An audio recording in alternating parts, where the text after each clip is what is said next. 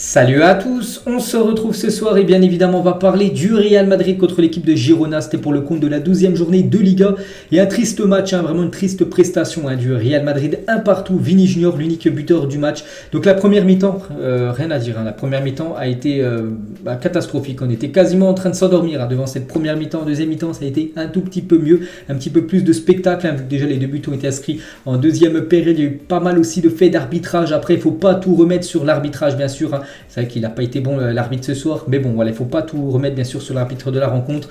Sur ce but de Rodrigo, pour moi il est valable parce que pour moi le gardien, souvenez-vous c'était en toute fin de match quand le gardien sa main sur le ballon, mais il l'avait pas en dessous de lui. Pour moi les gars, c'est vrai que on voit très rarement des faits comme ça. Je ne savais pas si c'était valable ou non. Pour moi les gars, le but est valable de Rodrigo, et la main de Marco Asensio sur le penalty, ça aussi ça peut faire réagir. Donc l'arbitre a sifflé penalty, mais si on regarde bien quand même, Marco Asensio il touche le ballon avant, ça ricoche sur sa poitrine et après ça va sur la main. Il y a des arbitres souvent dans 7 cas sur 10, l'arbitre ne siffle pas penalty, mais là il a sifflé penalty parce que ça n'a pas touché la main directement, ça a touché une partie du corps et après ça a touché la main. Bref, voilà, il y a eu quelques faits d'arbitrage, donc il n'était pas trop en faveur du Real Madrid ce soir, mais bon, on va pas tout cacher tout remettre sur l'arbitrage, parce que dans le jeu les gars, ça a été compliqué ce soir. Il y a des joueurs qui n'ont pas été bons, et c'est un triste match, voilà, un partout. Et n'oubliez pas que le Real Madrid les gars, c'est 2 matchs nuls cette saison et 2 matchs nuls à domicile et 2 matchs nuls contre des équipes.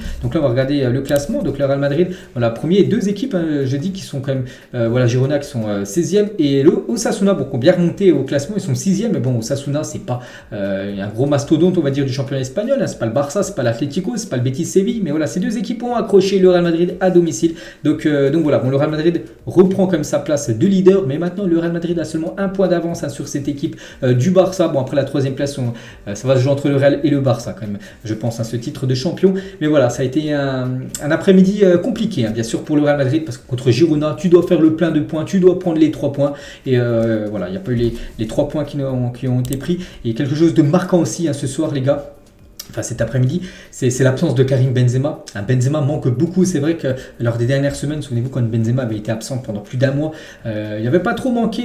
L'équipe fonctionnait bien. Il y avait que des victoires quand Benzema n'était pas là. Il y avait beaucoup de spectacles, beaucoup de jeux, beaucoup de buts, beaucoup d'occasions, tout ça. Et là, il n'était pas là ce soir. Benzema, il a beaucoup manqué. C'est avec Rodrigo, il dépanne de ça en faux numéro 9.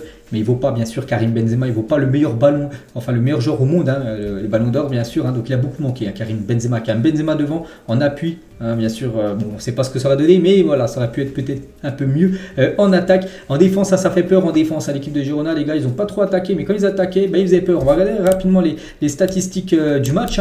Donc le Real Madrid, c'est 58% de possession de balle, 42 pour l'équipe de Girona, je ne sais pas trop comment ça se dit. Bref, 19 tirs pour le Real Madrid, 6 tirs cadrés et un seul but. C'est qu'il y a eu un grand gardien quand même en face. Donc l'équipe de Girona, c'est 8 tirs, 2 tirs cadrés, 1 but. Donc ce but inscrit sur penalty. Donc voilà, c'est comme ça les gars, ça arrive dans le foot. Il y a des victoires, il y a des défaites et il y a des matchs nuls. C'est vrai que le match nul, t'avances pas trop, là tu prends 1 point, mais bon, tu repasses quand même premier de la Liga, tu es toujours leader, tu es qualifié pour les 8e de finale de la Ligue des Champions. Donc voilà, actuellement bien sûr le Real Madrid va plutôt bien, malgré cet accro, on va dire, cet après-midi. N'oubliez pas qu'il reste plus que 3 matchs, ça aurait été bien de finir les 4 derniers matchs, donc avant celui d'aujourd'hui, les 4 derniers matchs en victoire, avant la trêve de la Coupe du Monde. Du coup là, premier accrochage pour le Real Madrid.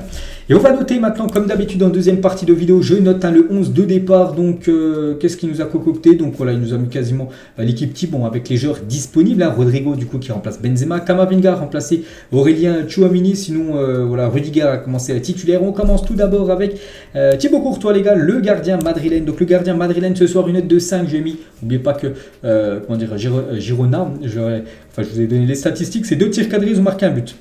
En gros, un arrêt de Thibaut Courtois, je me souviens très bien sûr, j'ai vu le match, c'est une frappe de loin, je ne sais plus comment il s'appelle, le tireur de Girona, et voilà, Thibaut Courtois, sans souci, il a arrêté, il a fait cet arrêt, en gros, c'est le seul arrêt de Thibaut Courtois. Donc voilà, c'est compliqué à noter, quand un gardien n'a pas été trop sollicité, je mets 5, voilà, pour Thibaut Courtois, parce que son équipe, en gros, ne s'impose pas, voilà, 5, match moyen de Thibaut Courtois. Ferland Mendy, les gars, Ferland Mendy, donc une première mi-temps un peu délicate, des fois on avait l'impression qu'il allait perdre le ballon, et à chaque fois il a récupéré, mais bon, période des 4, mais pour moi, ça a été le meilleur défenseur. Je vous parle de défenseur ce soir du Real Madrid. Je mets une note de 6, les gars. Ferland Mendy, si vous regardez bien, il n'a pas fait non plus un match dégueulasse, on va dire. Il a fait quand même un match correct. Voilà, Ferland Mendy, contrairement à ses collègues qu'on va parler après, qui ont été beaucoup sollicités, mais beaucoup ils ont été mis en danger quand l'équipe de Girona attaquait. Donc 6 les gars pour Ferland Mendy, je l'ai trouvé plutôt satisfaisant cet après-midi. Donc 6 pour le français. David Alaba les gars, on descend d'un point, on met une note de 5 sur 10, un peu fébrile on va dire en défense. Donc un match moyen de sa part. Après comme j'ai dit, l'équipe de Girona, c'est 8 tirs, mais bon quand ils attaquaient 3 à 4 et ils mettaient en danger cette équipe du Real Madrid. Je me souviens en première période, en tout début de match, avec une tête qui rase le poteau. Je crois que c'est David Alaba qui est au marquage. Donc voilà, ça a été un Alaba, on va dire un petit Alaba. On sait qu'il peut faire bien mieux. Donc une note de 5 pour David Alaba. Celui qui m'a fait peur, c'est lui les gars, Rudiger. Ce soir, il n'a pas été bon. Je ne peux pas lui mettre la moyenne. Pour moi, c'est une note de 4. Trop fébrile, il n'était pas serein derrière, même niveau passe. Un coup, je me souviens, il fait une petite talonnade qui remet une talonnade, il rend le ballon directement au joueur de Girona. Et après, ça fait contre-attaque. Il y a action juste après. Heureusement, il y avait hors-jeu. Mais bon, voilà, il faut qu'il fasse attention. Et même, il a porté un petit peu offensivement à la fin du match. Voilà, le contrôle qu'il loupe pour toute fin de match, alors que c'était quasiment une occasion de but. C'était dans le temps additionnel, dans les 9 minutes. Donc voilà, Rudiger il n'a pas fait un bon match. Pour moi, ça mérite même pas la moyenne. Rudiger, une note de 4, les gars, pour son match ce soir. Insuffisant, on sait qu'il peut faire bien mieux. Donc voilà, pas un grand Rudiger. Et la même chose, les gars, pour Carvajal. Carvajal, ça a été aussi limité. Bon, le seul truc bien qu'il a fait du match, je me souviens, c'est la passe fait une passe décisive, c'est pour la grosse frappe d'Asensio, souvenez-vous, en fin de match où il tire en plein sur le gardien. C'est le seul truc qu'il a fait bien. Sinon, en première période, quand il est au duel avec l'autre joueur je sais plus comment c'est, Couteau, je crois, au duel avec le joueur de Girona, et le joueur de Girona l'envoie au sol. Ça fait comme une énorme occasion, heureusement que Thibaut Courtois était vigilant bien sûr sur cette occasion-là. Donc 4 les gars pour Carvajal. Il n'a pas été bon. Il va falloir s'occuper de ce poste de défenseur droit. Il va falloir recruter quelqu'un parce que ça commence à être limité. Je pense Carvajal, ça passe des fois, mais bon, souvent, c'est quand même limité, on va dire. Donc voilà. Maintenant, le Real, bien sûr, c'est qu'ils doivent recruter quelqu'un à ce poste. Donc voilà, la défense, à part Mendy, que j'ai trouvé une note plutôt satisfaisante, 6, 5 Alaba, 4 Rudiger et 4 Carvajal. On passe au milieu de terrain, on commence avec Toni Kroos, les gars. Donc Toni Kroos, il faut avouer qu'il n'a pas été bon. En plus, il nous prend 2 jaunes. Voilà. Donc une note de 3, les gars, mauvais match. Voilà. En plus, comme j'ai dit, il prend un rouge. Et même s'il n'avait pas pris le rouge, les gars, il aurait pris seulement un jaune, il n'était pas dedans ce soir. C'est peut-être pour ça les gars qu'il a pris 2 jaunes, parce qu'il est énervé, parce que même lui, quand les joueurs des fois ils sont un petit peu énervés tout ça, ils font des fautes un peu stupides, ce qu'a fait on va dire Toni Kroos ce soir, avec une grosse faute sur Couteau, je sais plus comment il s'appelle, la grosse faute où le joueur de Girona est sorti. Déjà bien sûr ça vaut jaune. Une autre faute en fin de match, deuxième jaune, où il casse l'anti-jeu. Donc voilà, ça n'a pas été un bon Toni Kroos, il a dû le savoir, c'est pour ça qu'il faisait un petit peu des fautes bêtes. Donc 3, mauvais match de sa part, donc il sera suspendu pour le prochain match. Toni Kroos, donc on ne sait pas si ça sera, je pense que ça sera seulement un match qui sera suspendu, vu que ça a été 2 jaunes. Donc un match oublié pour Toni Kroos, il n'a pas eu l'influence qu'il a normalement du côté de Madrid. Modric les gars, donc c'est un peu mieux. Modric, une note de 5 les gars pour Luka Modric, pour sa performance ce soir. Mais bon, on sait quand on connaît Luka Modric, quand on connaît le talent du joueur, ce soir, voilà, ça n'a pas été un énorme Luka Modric, trop peu influent en milieu de terrain. Donc je mets la note de 5 les gars. Pour moi, c'est un match moyen de la part du joueur croate. Et le meilleur les gars, quasiment même je pense le meilleur joueur du Real Madrid ce soir, de ce que j'ai vu, c'est Camavinga que j'ai trouvé bon pour moi dans le barème. Ça mérite une note de 7 et je ne vous cache pas, c'est la plus haute note ce soir pour un joueur du Real Madrid. Quand je dis que la première mi-temps a été compliquée du côté du Real Madrid, mais il y a un joueur qui est sorti du lot, c'est Camavinga. Donc il a fait pas mal de percées, je me souviens des grandes... quand il a pris le ballon, il a gagné pas mal de mètres sur le terrain, des frappes qui ont rasé le poteau. Ça c'est pas de chance, bien sûr. Il aurait pu marquer un beau but. Camavinga, bon voilà, ce qu'on lui demande bien sûr, c'est d'être la sentinelle au milieu de terrain. Si les buteurs, c'est du bonus. Donc on a une note de 7 Camavinga que j'ai trouvé bon ce soir. C'est vrai que Ancelotti hésite de mettre titulaire parce qu'il préfère le faire rentrer en tant que super sub que le mettre directement titulaire. Ce soir, cet après-midi, il a joué titulaire et il a été bon. Donc 7 pour le milieu. Camavinga, donc 3 Kroos, 5 Modric et 7 Camavinga. Moi, je pense que c'est juste ces notes. Et on finit avec les 3 en attaque. On va commencer tout d'abord avec Vini Junior. Vini Junior décisif, buteur.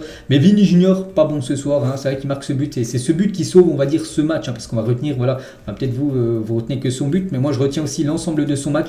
Et il n'a pas été bon, Vini Junior ce soir. Pour moi, ça mérite une note de 5. Voilà, je suis gentil, je mets quand même la moyenne parce qu'il qu'il a été buteur, il n'aurait pas mis ce but, il aurait eu 4 ou 3, et ça aurait été une note insuffisante.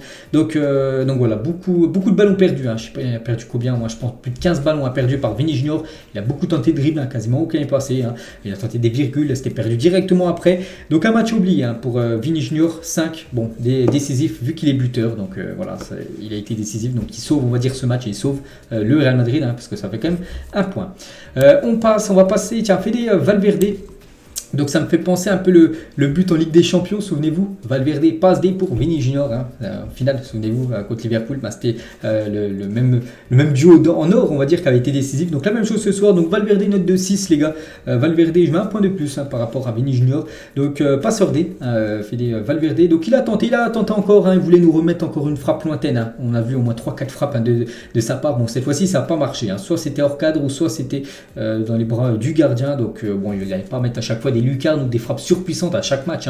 Déjà, il en a déjà mis quelques-unes lors des dernières rencontres. Donc, s'il peut en remettre, donc bien sûr, on prend. Mais voilà, ce soir, ça a été un Fede Valverde plutôt discret, mais décisif, comme j'ai dit, avec cette passe D pour Vini Junior, son collègue. Donc, 6 pour Valverde. Et on finit avec Rodrigo, les gars. Rodrigo, je lui attribue la note de 5. Voilà, 5 pour son match ce soir. Donc, comme j'ai dit, remplace Benzema. Et Rodrigo n'est pas Benzema. Rodrigo n'a pas l'influence de Karim Benzema. Rodrigo n'est pas un joueur pivot. Mais bon, voilà, il n'y a pas d'autre numéro 9. Il y a Marino qui est rentré en fin de match, mais voilà, on sait que le Real Madrid, quand il va falloir trouver quand même, peut-être dès cet hiver, les gars, un numéro 9 bis, on va dire, pour KB9, parce que Rodrigo, pour moi, c'est plus un joueur sur le côté. Voilà, il est droit, il est gauche, peu importe, je pense plus à droite, mais c'est pas numéro 9. Bref, pour son match ce soir, les gars, c'est une note de 5. Dommage pour lui, il a failli être buteur. C'est vrai qu'il a failli marquer un doublé ce soir. Souvenez-vous, en première période, il touche le poteau. Et en deuxième période, pour moi, il y a ce but qui marque et qui est pour moi valable, alors que l'arbitre dit que le gardien avait le ballon sur la main, tout ça. Non, pour moi, il est valable parce que le gardien n'a pas le ballon sur son torse et tout. Non, donc pour moi, c'était valable. Dommage, il aurait pu marquer un doublé s'il avait eu un peu plus de réussite, bien sûr, avec ce poteau qui aurait pu être poteau rentrant. Donc 5, les gars, pour Rodrigo ce soir. Donc voilà, les gars, toutes les notes. Donc les flop, on va commencer les top 1, les Kamavinga. Flop 1, il y en a quelques-uns. Je mettrai Rudiger, je mettrai Toni Kroos. Je mettrai aussi Carvajal. Je pense que les trois là ont été les plus... les moins bons ce soir, voilà, tout simplement. Donc voilà ce que j'avais à dire pour ce Real Madrid Girona. J'espère que ça vous a plu. N'hésitez pas à mettre en commentaire si vous êtes d'accord avec moi ou non. Ça se peut que vous ayez une vision du match totalement différente de la mienne. Allez, moi je vous laisse les gars, bonne soirée et on se retrouve demain. Ciao à tous.